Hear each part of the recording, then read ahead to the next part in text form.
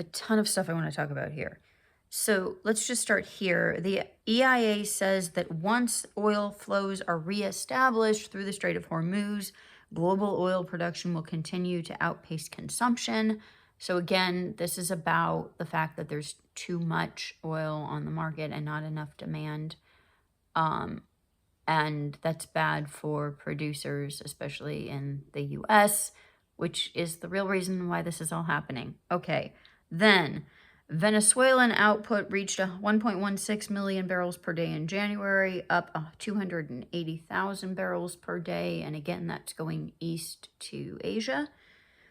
And somebody wrote on Twitter that the same will occur in Iran once the conflict ends. See my short for more. Iran is already trying to get stuff out while simultaneously blocking off the Arabs from exporting. So just again, think about that with the numbers.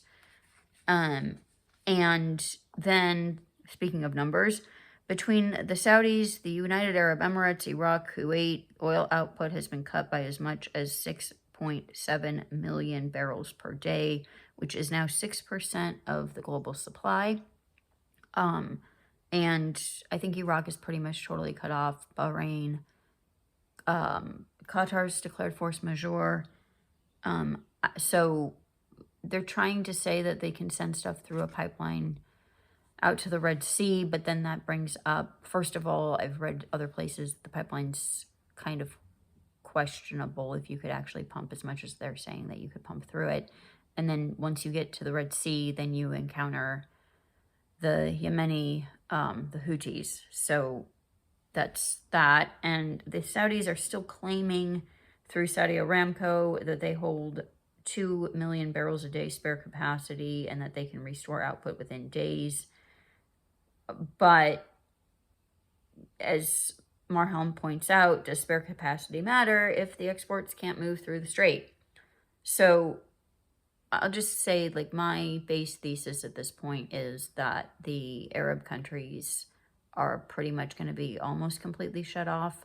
Maybe not the full 20% that they usually supply, but 15, 18% of crude out of the Middle East is going to be offline.